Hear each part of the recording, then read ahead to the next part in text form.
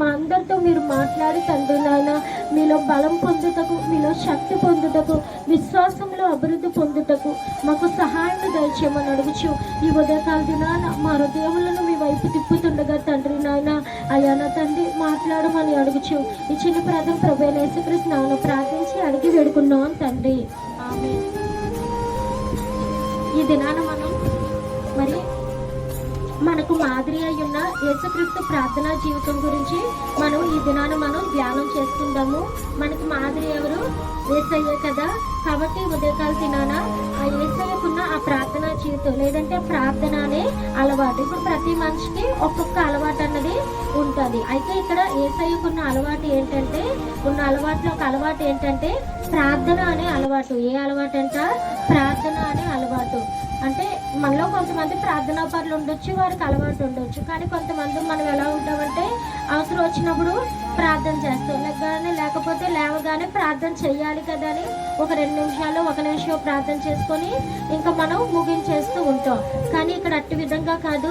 యేసయ్య తన జీవితంలో ఈ ప్రార్థన అనే అలవాటుని ఎట్టి విధంగా కలిగి ఉన్నారు ఈ ఉదయకాల దినాన మనం ధ్యానం చేసుకుందాము.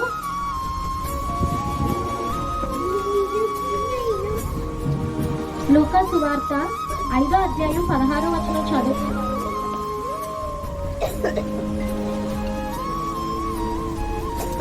లూకా సువార్త 5వ అధ్యాయం 16వ వచనం చదువుకుందాము.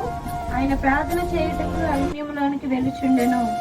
ఆయన ప్రార్థన చేయుటకు అరణ్యములోనికి వెళ్ళుచుండెను. యేసయ్య ఎక్కడికి వెళ్తున్నారంట? ప్రార్థన చేయుటకు అరణ్యంలోనికి వెళ్ళారంట. యేసయ్యకి ఇక్కడ ఎటువంటి ప్రార్థన అలవాటు ఉంది అంటే ఏకాంతంగా ప్రార్థన చేసే అలవాటు ఉందంట. ఎటువంటి అలవాటు ఉంది? ఏకాంతంగా ప్రార్థన చేసే అలవాటు. అట్టి విధంగా యేసయ్య ఎక్కడికి వెళ్ళారంట? అట్టి ఏకాంత ప్రార్థన చేయడానికి అరణ్యములోనికి వెళ్ళారంట. మరి ఒక యేసయ్య ప్రార్థన అలవాటును మనం చూసుకుందాము. అదే లూకా సువార్త 6వ అధ్యాయము 12వ వచనం చూసుకుందాము. ఆ దినముల యందు ఆయన ప్రార్థన చేయుటకు కొండకు వెళ్ళి దేవుని ప్రార్థించుట యందు రాత్రి గడిపెను. మరి ఒక మాట చదువుతున్నాను. ఆ దినముల యందు ఆయన ప్రార్థన చేయుటకు కొండకు వెళ్ళి దేవుని ప్రార్థించుట యందు రాత్రి అంతయు గడిపెను. ఇక్కడ యేసయ్యకి ఎటువంటి ప్రార్థన అలవాటు ఉందంట? రాత్రి అంతా కూడా ప్రార్థనలో గడిపే అలవాటు ఉందంట. ఫస్ట్ అలవాటు మనం ఏం చూసుకున్నాము? యేసయ్యకి ఏకాంతంగా ప్రార్థన చేసుకునే అలవాటు ఉందంట. ఇప్పుడు యేసయ్యకి ఎటువంటి అలవాటు ఉంది? రాత్రి అంతా కూడా ప్రార్థన చేసుకునే అలవాటు ఉందంట. మరి ఒక అలవాటును మనం చూసుకుంటాము. అదే లూకా సువార్త 6వ అధ్యాయం 13వ వచనం చదువుకుందాము. ఉదయం అయినప్పుడు ఆయన తన శిష్యులను పిలిచి వారిలో 12 మందిని ఏర్పరిచి వారికి అపోస్తులని పేరు పెట్టెను. ఈ అపోస్తులను ఎటువంటి అపోస్తులనంట?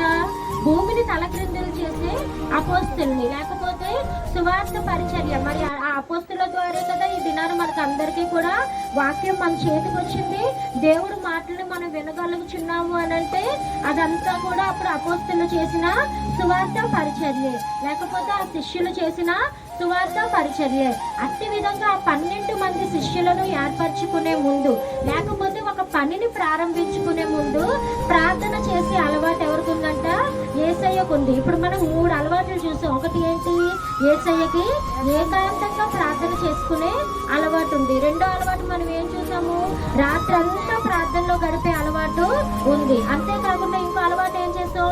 ఒక పనిని ప్రారంభించే ముందు ఆ పని ఏదైనా ఒక పనిని, అది ఎట్టి పని అయినప్పటికీ కూడా ఒక పనిని ప్రారంభించుకునే ముందు ప్రార్థన చేసే అలవాటు ఎవరికి ఉందంట? యేసయ్యకు ఉంది. ఇట్టి విధంగా ఇంకా అనేకమైన అలవాట్లు ఉన్నాయి. కానీ యేసయ్యకి ఉన్న ఈ 3 అలవాట్ల గురించి ఈ ఉదయకాల దినాన్ని మనం ధ్యానం చేసుకుందాము. మరి మనకు మాదిరి ఉన్న యేసయ్యకి ఎటువంటి అలవాటు ఉందంట? ఏకాంతంగా ప్రార్థన చేసుకునే అలవాటు, రాత్రంతా ప్రార్థనలో గడిపే అలవాటు, ఒక పనిని స్టార్ట్ చేసే ముందు, ఏదైనా పనిని ప్రారంభించుకునే ముందు ప్రార్థన చేసే అలవాటు యేసుక్రీస్తుకు ఉన్నట్లుగా ఈ ఉదయకాల దినాన్ని మనం చూస్తున్నాము. మరి ఇట్టి అలవాటుని బైబిల్లో అనేక మంది భక్తులు కలిగి ఉన్నారు. ఆ అలవాటును వారు కలిగి ఉండి వారి జీవితంలో అనేకమైన కార్యాలు వారు చూశారు.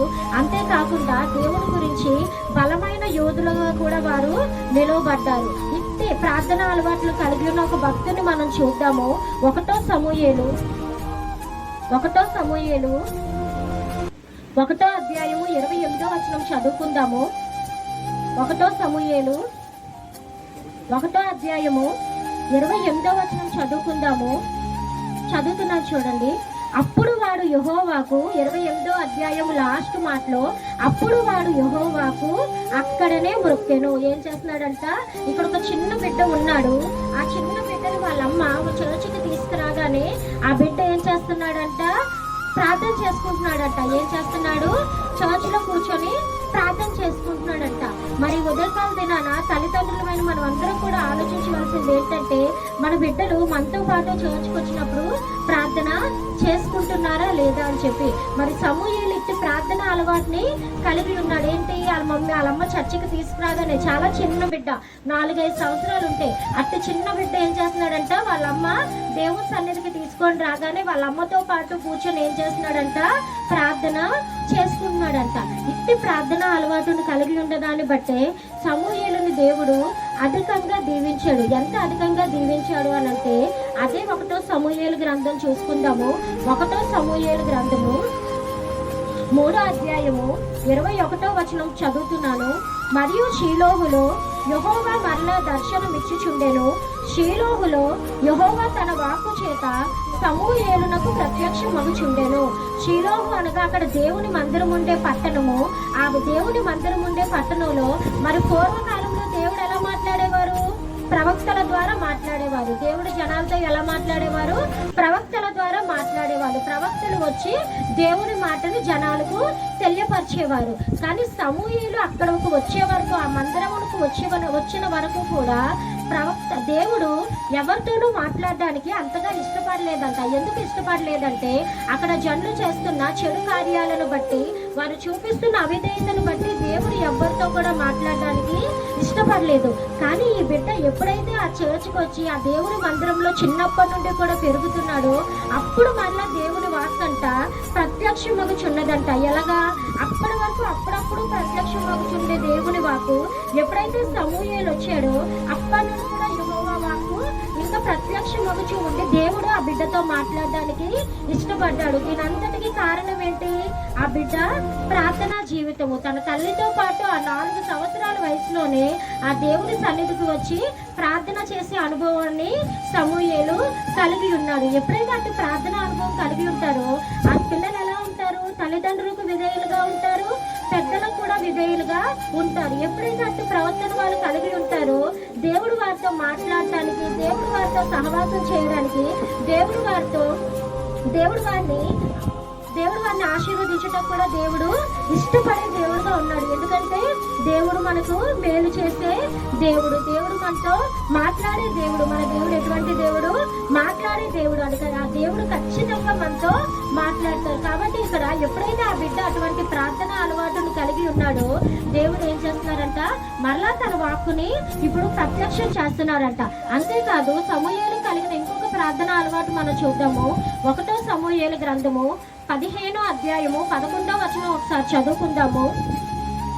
1 సమూయేలు 15:11 సౌలు నన్ను అనుసరింపక వెనక తీసి నా ఆజ్ఞలను గైకొనకపోయెను గనుక అతనిని రాజుగా నిర్ణయించినందున నేను పశ్చాత్తాపడుచున్నాను. అందుకు సమూయేలు కోపావేశుడై రాత్రి అంతా యెహోవాకు మొరపెట్టుచుండెను.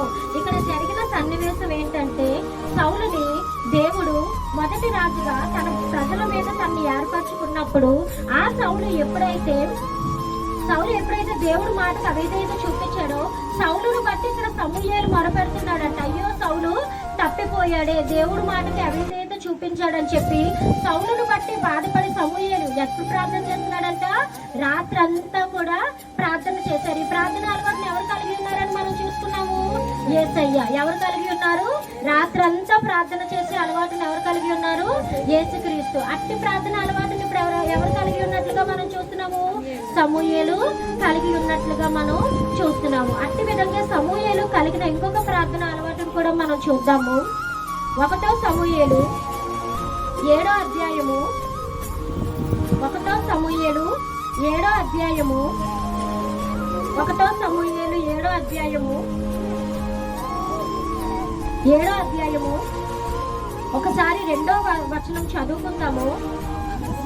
మందసము కిర్యత్యారీములో నుండి ఉండిన కాలము 20 సంవత్సరములాయెను. ఇశ్రాయేలీయులందరూ యెహోవాను అనుసరింప దుఃఖించుచుండగా. మందసము అనగా పూర్వ దినాల్లో ఇశ్రాయేలీయులు మందసం ఉంటే వాళ్ళు ఏమనుకునేవాళ్ళు? దేవుడే వాళ్ళతో ఉన్నట్టు అనుకునేవాళ్ళు. మందసం వారి మధ్య ఉంటే దేవుడే వారి మధ్య నివసిస్తున్నట్టుగా వారు భావించేవారు. కానీ ఇప్పుడు వారికి మందసం దూరమై ఎన్ని సంవత్సరాలు అయిందంట? 20 సంవత్సరాలు అయిందంట. మందసం దూరమై ఎన్ని సంవత్సరాలు అయింది? 20 సంవత్సరాలు అయింది. అందుకని ఇప్పుడు వారు ఏం చేస్తున్నారంట? దుఃఖిస్తున్నారు. ఏం చేస్తున్నారు? దుఃఖిస్తున్నారు. వాళ్ళు దుఃఖిస్తున్నారు అని అంటే అది వాళ్ళు ఎందుకు అట్టి విధంగా దేవుడు వారికి దూరం అయిపోయినట్టుగా వారు చేసిన కార్యాలను బట్టి దూరం అయిపోయింది. కాబట్టి ఇప్పుడు వారు అట్టి దుఃఖంలో ఉన్నప్పుడు సమూయేలు అక్కడ మాట్లాడుతున్న మాటలు మనం చూద్దాము. సమూయేలు ఇశ్రాయేలీయులందరితో ఇట్లా నేను మీ పూర్ణ హృదయముతో యెహోవా యొద్దకు మల్లుకొన్న ఎడల అన్య దేవతలను అస్తారోతు దేవతలను మీ మధ్య నుండి తీసివేసి పట్టుదల కలిగి యెహోవా తట్టు మీ హృదయములను త్రిప్పి ఆయనను సేవించుడి. అప్పుడు ఆయన ఫిలిష్తీయుల చేతిలో నుండి మిమ్మును విడిపించును. వీరు ఎటువంటివి కలిగి ఉన్నారంట? అన్య దేవతలు వారి మధ్యలో ఉంచుకొని ఉన్నారు. వాటన్నిటిని కూడా ఉంచుకొని ఇప్పుడు ఏడుస్తున్నారు. ఎన్ని సంవత్సరాల నుండి ఏడుస్తున్నారు? 20 సంవత్సరాల నుండి దేవుడి సన్నిధి వారి మధ్య నుండి దూరం అయిపోయిందని చెప్పి వారు ఏడుస్తున్నారు. అంతేకాకుండా ఎవరి యొద్ద బానిసలుగా ఉండిపోయారు? ఫిలిష్తీయులు అనే శత్రువుల యొద్ద 20 సంవత్సరాల నుండి శత్రువుల చేతిలో వీరందరూ కూడా బానిసలుగా ఉంటున్న ఆ సమయంలో ఇక్కడ సమూయేలు ఒక ప్రవక్తగా ఉండి వారితో మాట్లాడుతున్న మాటలు మనం ఈ రోజున చూసాం. ఏమని చెప్తున్నారు? ఇప్పుడైనా మీరు మీ హృదయాలను యెహోవా తట్టు తిప్పండి. ఏవైతే మీ మధ్య అన్య దేవతలు ఉన్నాయో, ఏదైతే ఉందో వాటన్నిటిని కూడా మీరు తీసివేయండి అని చెప్పి సమూయేలు ఆ దినాన దేవునికి ఒక ప్రార్థన చేస్తారు. దాన్ని మనం 9వ వచనంలో చూడొచ్చు. సమూయేలు పాలు విడవని ఒక గొర్రె పిల్లను తెచ్చి యెహోవాకు సర్వాంగ బలిగా అర్పించి ఇశ్రాయేలు పక్షమున యెహోవాకు ప్రార్థన చేయగా యెహోవా అతడి ప్రార్థన అంగీకరించెను. ఒకసారి 13వ వచనం కూడా చదువుకుందామా? ఇలాగున ఫిలిష్తీయులు అనపబడిన వారై ఇశ్రాయేలు సరిహద్దులోనికి తిరిగి రాక ఆగిపోయిరి. సమూయేలు ఉండిన దినములన్నిటను యెహోవా హస్తము ఫిలిష్తీయులకు విరోధముగా ఉండెను. ఇక్కడ ఒక ప్రార్థనా పరుడు చేస్తున్న ప్రార్థన ఎట్టి విధంగా ఉందంటే 20 సంవత్సరాల నుండి శత్రువుల చేతిలో ఉన్న ఇశ్రాయేలీయుల్ని దేవుడు విడిపించాడు. ఎప్పుడైతే సమూయేలు అక్కడ బలి అర్పించి ఆ ఇశ్రాయేలీయుల పక్షాన్ని అక్కడ ప్రార్థన చేశారో ఒక ప్రార్థనా పరుని వల్ల దేవుడు ఆ ప్రార్థన అంతా వాళ్ళందరినీ కూడా విడిపించినట్లుగా మనం చూస్తున్నాము. అంతేకాదు తన శత్రువుల పైన దేవుడు ఇశ్రాయేలీయుల కంట విడుదల దయచేశారు. ఎంతకాలం? 1 సంవత్సరం కాదు, 2 సంవత్సరాలు కాదు. సమూయేలు బ్రతికిన దినములన్నిటినూ కూడా సమూయేలు చేసిన అట్టి ప్రార్థన బట్టి, సమూయేలు ప్రార్థనా జీవితాన్ని బట్టి దేవుడు ఎన్ని సంవత్సరాలు? సమూయేలు బ్రతికిన దినములన్నిటిను సమూయేలు ఎంత కాలమైతే జీవిస్తున్నాడో ఆ జీవించిన కాలం అంతా కూడా ఆ శత్రువులు ఇంకొకసారి ఇశ్రాయేలీయుల మీదకి రాలేకపోయారు. ఒక్క ప్రార్థనా పరుడు అట్టి విధంగా కానీ మన కుటుంబాల్లో ఉంటే నిజంగా మనం అట్టి ఆశ్చర్య కార్యాలను మనం చూడగలము. అంత మరి సమూయేలు ఎటువంటి ప్రార్థన పడ్డాన్ని మనం చూసాము. చిన్నప్పుడే దేవుని సన్నిధిలో ప్రార్థన చేసేవాడుగా మనం చూసాం. రాత్రంతా ప్రార్థన చేసి అలవాటు కలిగి ఉన్న వ్యక్తిగా చూసాం. అంతేకాదు సమూయేలు తన గురించి ప్రార్థన చేసుకోవట్లేదు, కానీ యేసుక్రీస్తు ఒక పనిని ప్రారంభించే ముందు ఎట్టి విధంగా అయితే శిష్యులను సెలెక్ట్ చేసుకునే ముందు 12 మంది శిష్యులను ఏర్పరచుకునే ముందు యేసయ్య ఎట్టి విధంగా అయితే ప్రార్థనలో గడిపి వారందరినీ ఏర్పరచుకున్నారో, అంటే ఒక పనిని మొదలు పెట్టే ముందు ఎలా అయితే యేసయ్య ప్రార్థన చేశారో, మరి దినాన సమూయేలు ఇశ్రాయేలీయులు యుద్ధం చేయటకు వెళ్తుండగా సమూయేలు వాళ్ళందరి పక్షాన కూడా దేవునికి బలి అర్పించి వారందరినీ కూడా యుద్ధానికి పంపించినట్లుగా మనం చూస్తున్నాము. ఎప్పుడైతే సమూయేలు అట్టి ప్రార్థన చేశాడో దేవుడు వారికి విజయాన్ని దయచేశారు. మరి విజయం దయచేయడం మాత్రమే కాదు, సమూయేలు బ్రతికిన దినములన్నిటిలో కూడా వారి శత్రువులు వారిని తాగలేకపోయారంట. అటువంటి ప్రార్థనా పరుడు మన కుటుంబంలోనైనా మన సంఘంలోనైనా ఉంటే కానీ నిజంగా అటువంటి ఆశ్చర్య కార్యాలను మనం చూస్తాము. ఒక ఎగ్జాంపుల్ నేను చెప్తున్నాను. ఒక దైవజనుడు అంటే ఒక ప్రార్థన మీటింగ్ లో మాట్లాడడానికి వెళ్ళారంట. ఒక చర్చికి ఆహ్వానించారు. ఇది నిజంగా జరిగినదే. ఒక చర్చికి ఒక దైవజనుని మెసేజ్ ఇవ్వడానికి ఆహ్వానించారు. అంటే వాక్య భాగం చెప్పడానికి ఒక దైవజనుని ఆహ్వానించినప్పుడు ఆ చర్చిలో అక్కడ ఉన్నదంతా ఎలా ఉంది అని అంటే, పాటలు పాడుతుంటే కొంతమంది ఏకీభవించడం, కొంతమంది ఏకీభవించకపోవడంలా ఉంది. అంతా అల్లరల్లరగా ఉంది. ప్రార్థనలోనైనా వాక్య భాగం చదివినప్పుడైనా ఆరాధనలో కూడా కొంతమంది ఏకీభవిస్తున్నారు, కొంతమంది ఏకీభవించట్లేదు. అంతా కూడా అల్లరల్లరగా గందరగోళంగా ఉన్నప్పుడు ఆ దైవజనుడు అనుకుంటున్నాడంట, ఈ సంఘం ఏంటి ఇలా ఉంది, ఇక్కడ దేవుని ఆత్మ నడిపింపుతో ఏదైనా వాక్యము చెప్పగలను లేదా అని చెప్పి ఆ దైవజనుడు సందేహపడ్డాడంట. సందేహపడినప్పుడు ఆ దైవజనుడికి వాక్య భాగం చెప్పే సమయం వచ్చింది. ఆ దైవజనుడు వాక్య భాగం చెప్పినప్పుడంట, ఆ వాక్య భాగం చెప్పినప్పుడు దేవుని ఆత్మ అక్కడ కుమ్మరింపబడి ప్రజలందరూ కూడా వాక్యం పైన దృష్టి ఉంచి అప్పటి వరకు ఏ ఒక్కరు కూడా అంతగా ఆసక్తి చూపలేని వారు వాక్య భాగం ఎప్పుడైతే చెప్తున్నారో ఆ వాక్య భాగం పైన అందరూ కూడా దృష్టి ఉంచి ప్రతి ఒక్కరు కూడా ఆ దినాన దేవుని ఆత్మను దేవుని ఆ సన్నిధిని ప్రతి ఒక్కరు కూడా పొందుకున్నారంట. అంతే ప్రార్థన అంతా కూడా అయిపోయినప్పుడు ఆ పాస్టర్ గారు అంటున్నారంట, అయ్యా నేను ఇక్కడ ముందు వచ్చినప్పుడు ఇక్కడ ఉన్న వాతావరణాన్ని అదంతా చూసి ఇక్కడ వాక్యం ఈ దినాన్ని సరిగా చెప్పగలనో లేదో, లేకపోతే ఇక్కడ అందరూ వింటారో లేదో అని అనుకున్నాను ఈ వాతావరణం చూసి. కానీ ఎప్పుడైతే మెసేజ్ స్టార్ట్ అయిందో కానీ ఇక్కడ ఆత్మ నడిపింపుని ఆత్మ కుమ్మరింపుని చూశాను అని చెప్పి ఆ దైవజనుడు ఎవరైతే పాస్టర్ గారు పిలిచారో మా సంఘానికి వచ్చి వాక్యం చెప్పండి అని పిలిచారో అతనితో ఈ మాటలు షేర్ చేసుకుంటున్నప్పుడు అప్పుడు ఆ పాస్టర్ గారు చెప్తున్నారంట, ఆ ఒరిజినల్ ఆ సంఘం పాస్టర్ గారు ఉంటారు కదా, పాస్టర్ గారు చెప్తున్నారంట, దీనికి అంతటికి ఒకే ఒక్కటయ్యా, ఇక్కడ మా చర్చిలో ఒక ఆవిడ ఉంటుంది. ఎప్పుడైతే మీరు ఎవరైనా బయట వాళ్ళు వచ్చి వాక్యం చెప్పినా, నేను వాక్యం చెప్పినా ఆవిడ ఆ వాక్యానికి ముందు చేతులెత్తి మోకాలుంచి ఎంతో ఎలుగెత్తి ప్రార్థన చేస్తుంది. అయ్యా మీ దినాన నువ్వు నాతో మాట్లాడు అని చెప్పి అటువంటి స్త్రీ మా సంఘంలో ఉంది. ఆమె చేసిన ప్రార్థన వల్ల ఇక్కడ మీరే కాదు వచ్చిన ప్రతి ఒక్కరూ కూడా ఈ విధంగానే చెప్తారు.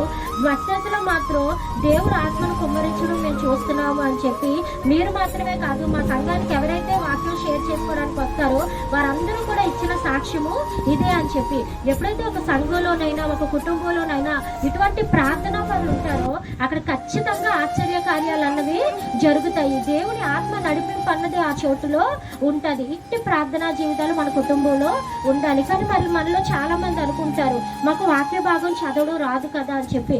అప్పుడు మనం ఏం చెయ్యాలి? ఇప్పుడు అందరూ కూడా చదువుకుంటున్న వాళ్ళే, మీ పిల్లలైనా చదువుకుంటూ ఉండొచ్చు, మీ మనవళ్ళు మీ మనవరాళ్ళైనా చదువుకుంటూ ఉండొచ్చు. అప్పుడు మనం ఏం చెయ్యాలి? వాళ్ళని దగ్గర కూర్చోబెట్టుకొని నాకు ఈ దినాన ఒక వాక్యం చదివి వినిపించవా అని చెప్పి మీరేం చెయ్యాలి? ఒక వాక్య భాగాన్ని మీరు చదివి వినిపించుకోవాలి. అప్పుడు మీకు వాక్యం చదివినట్టు ఉంటుంది. అంతేకాకుండా ఆ పిల్లలు ఎప్పుడైతే చదువుతారో ఆ పిల్లలు కూడా దినదినము వాక్యం చదివినప్పుడు దేవుడు వారితో కూడా మాట్లాడడం మొదలు పెడతారు కదా.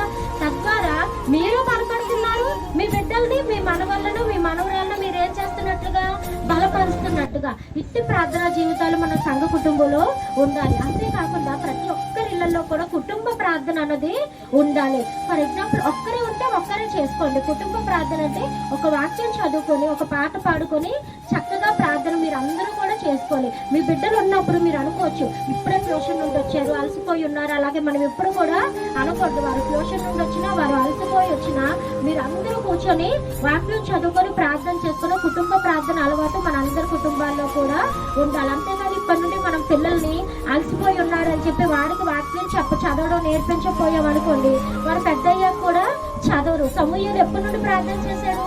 చిన్న వయసు నుండే ప్రార్థన చేశాడు. కాబట్టే కదా అంత మంచి ఆశీర్వాదాలు పొందుకున్నాడు. కాబట్టి ఎప్పుడైతే మన పిల్లలందరూ కూడా చిన్న వయసు నుండే అట్టి వారుగా ఉంటారో వారు కూడా అట్టి వారి వాళ్ళే ఉంటారు. కాబట్టి మనందరి జీవితాల్లో కూడా మనందరి కుటుంబాల్లో కూడా ఎటువంటి ప్రార్థన ఉండాలి? కుటుంబ ప్రార్థన ఉండాలి. మనకు చదవడం రాకపోతే చదవడం వచ్చిన పిల్లలతో పిలిచి మనమే ఆసక్తి చూపించాలి. మనం ఆసక్తి చూపించకపోతే కార్యం జరగదు. ముందు మనకు ఆసక్తి ఉండాలి. మనకు ఆసక్తి ఉంటే మనం ఆసక్తితో ప్రార్థన చేస్తే దేవుడు ఖచ్చితంగా ఆ మార్గాన్ని తెరుస్తారు కదా. కాబట్టి ప్రతి ఒక్కరు కూడా అంతే ఆసక్తిని చూపించాలి. ఒకవేళ అట్టి విధంగా కూడా ఎవరైనా లేకపోతే ఏంటంటే మీరు ఫోన్ కానీ ఓపెన్ చేస్తే బైబిల్ మనకు వినబడే బైబిల్ కూడా వస్తుంది. మనం చదవాల్సిన బైబిలే కాదు, మన ఫోన్ మన చెవి దగ్గర పెట్టుకుంటే బైబిలే మనకు వినిపిస్తుంది. ఆ వాక్యాన్ని అంతటినీ కూడా అదే చదివి వినిపిస్తుంది. కాబట్టి అట్టి అలవాటైనా కూడా మనం అందరం కూడా కలిగి ఉండాలి. మళ్ళీ ఇంకొకటి, ఎప్పుడైనా భార్యాభర్తలు ఇంట్లో గొడవలు ఆడుకున్నప్పుడు వాక్యాలు చదవడం మానేకండి. ఒక్కొక్కసారి మేము అలా చేస్తాం. కాబట్టి అలాగే ఎప్పుడు కూడా చేయకూడదు. కుటుంబ ప్రార్థన అన్నది ఎప్పుడు కూడా మనం మానేయకూడదు. ఫర్ ఎగ్జాంపుల్ ఎవరైనా అన్ని భర్త నమ్ముకోలేదు అనుకోండి, మీరు మీ పాప ఉంటే మీరిద్దరూ కలిసి చదువుకోండి, మీరు మీ బాబు ఉంటే మీరిద్దరూ కలిసి చదువుకోండి. మీరిద్దరు అలా చదువుకుంటాము ఆటోమేటిక్గా మీ భర్తే మారి మీ దగ్గరకు వచ్చి కూర్చుంటాడు. కాబట్టి అట్టి ప్రార్థనా జీవితాలు అన్నీ కూడా మన అందరి కుటుంబంలో ఉండాలి. అంతేకాకుండా ప్రతి ఒక్కరి జీవితంలో కూడా ఏకాంత ప్రార్థన అనుభవం ఉండాలి.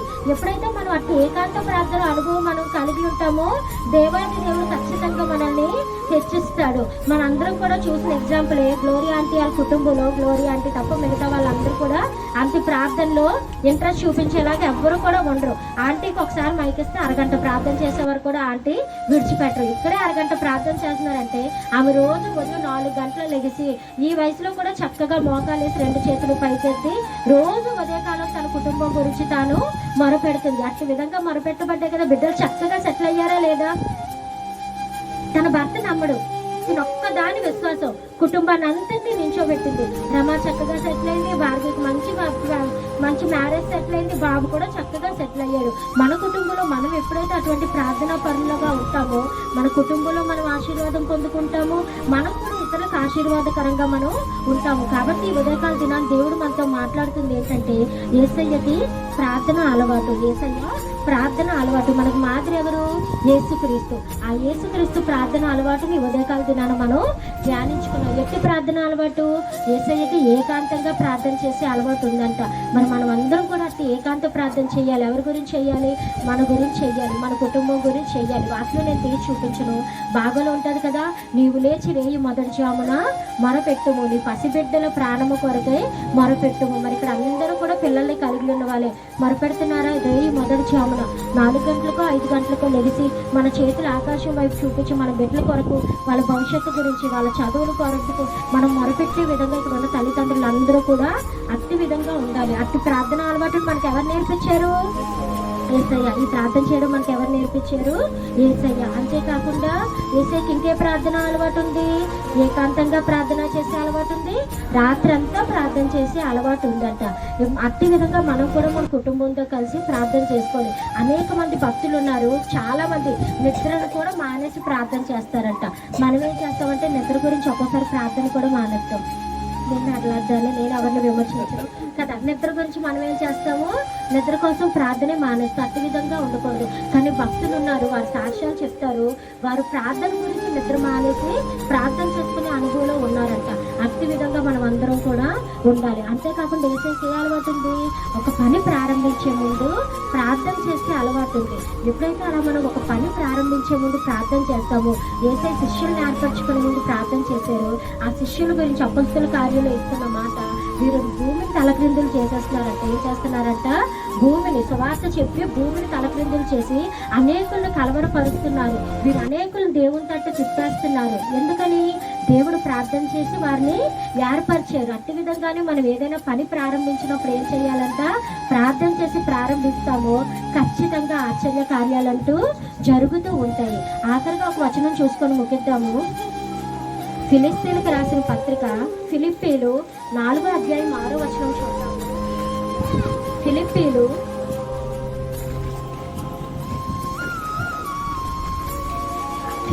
4వ అధ్యాయం 6వ వచనం చదువుకుందాము. దేనిని గూర్చియు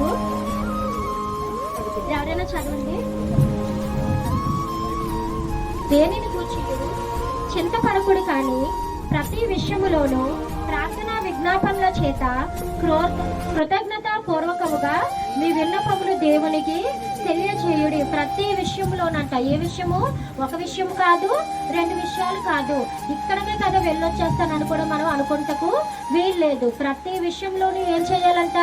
ఫస్ట్ దేవుని దగ్గర మనం మొరపెట్టుకొని మన ప్రతి అవసరం దేవుని దగ్గర మనం చెప్పుకొని అప్పుడు ఎప్పుడైతే మనం ఇలా మన పనిని మొదలు పెడతామో ప్రతి విషయంలోనూ ప్రార్థన పూర్వకంగా దేవుడు కృతజ్ఞతాస్తుతులు చెల్లిస్తూ ఆ పనిని మనం ప్రారంభిస్తామో ఆ పని వల్ల మనం అలా చేసే ప్రతి పని వల్ల ఏమవుతుందంట, దేవునికి మహిమ వస్తుందంట. ఏమొస్తుంది? దేవునికి మహిమ వస్తుంది. అంటే మన ప్రార్థనా జీవితం వల్ల మనం మాత్రమే బలపడట్లేదు, కానీ మనం ఎవరికి మహిమను తీసుకొస్తున్నామంట, దేవునికి కూడా మనం మహిమను తీసుకొచ్చే వారిగా ఉంటున్నాం. కాబట్టి ఉదయకాల దినాన్ని దేవుడు మనతో మాట్లాడుతున్నారు. మనకు మాదిరి ఎవరని మనం చెప్పుకున్నాము? యేసయ్య అని చెప్పుకున్నాం కదా.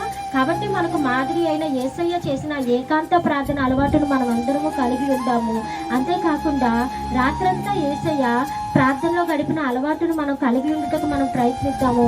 అంతేకాకుండా ఒక పనిని మొదలు పెట్టే ముందు, ఏ పని చేసినప్పటికీ, ఏ కార్యం తలపెట్టినప్పుడు కూడా మొదట మన ప్రాధాన్యత దేవుడికి ఇచ్చి, దేవుని దగ్గర మనం ఎప్పుడైతే ఆ పనిని ప్రారంభిస్తామో ఆ పనిలో మన విజయం చూడటమే కాదు, కానీ ఆ పని ద్వారా మనం ఎవరికి మహిమ తీసుకొస్తున్నామంట, యేసయ్యకు. కాబట్టి ప్రతి ఒక్కరితో ఇది ఉదయకాల దినం దేవుడు ఏం మాట్లాడుతున్నారంటే, మీరు ఏకాంత ప్రార్థన కలిగి ఉండండి, కుటుంబ ప్రార్థనలు కలిగి ఉండండి. ప్రతి ఒక్కరు కూడా ఎట్టి ప్రార్థన కలిగి ఉండాలి. కుటుంబం ఇద్దరుంటే ఇద్దరు కలిసి మొరపెట్టండి, కానీ ప్రార్థన చేయకుండా పడుకోవద్దు. అలవాటు చేసుకుందాం. ఏసైకి ఏం అలవాటు ఉంది? ప్రార్థన అలవాటు. ఏసైకున్న ఆ ప్రార్థన అలవాటుని మనం కూడా ఏం చేద్దాం? అలవాటు చేసుకుందాం. తల్లి కూతుర్లు ఉంటే ఆ తల్లి కూతుర్లు ఇద్దరు కలిసి కూర్చొని ప్రార్థన చేసుకోండి. ఒక వాక్యం చదువుకొని, కుటుంబంలో నలుగురు ఉంటే నలుగురు కూర్చొని ప్రార్థన చేసుకోండి. మీరు మీ బిడ్డలకు ఎప్పుడైతే అట్టి విధంగా ఆ ప్రార్థన అలవాటు నేర్పిస్తారో వారి జీవితంలో బహుగా ఫలిస్తారు. కాబట్టి మన బిడ్డలు బహుగా ఫలించాలి అంటే అది ఎవరు నేర్పించాలి? మనమే నేర్పించాలి. కాబట్టి మీ పిల్లల పిల్లల్ని అందరికీ కూడా మనం అటువంటి ప్రార్థన అలవాటుని ఏం చేయాలి? అలవాటు చేయాలి. అట్టి వారుగా ఉండుటకు దేవుడు మనందరినీ దీవించి ఆశీర్వదించును గాక. ఆమె దేవుడి చిన్న వాక్యం దీవించును గాక.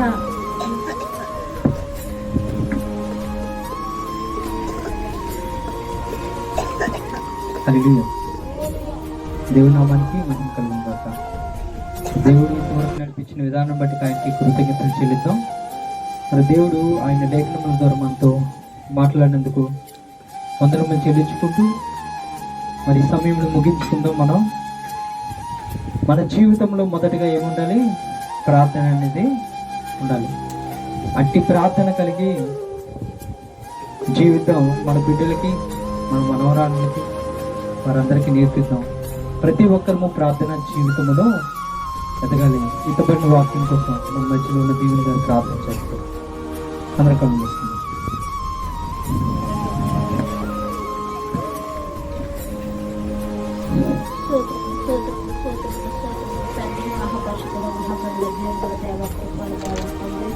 ఆయన నీకే లెక్కలేని స్తుతులు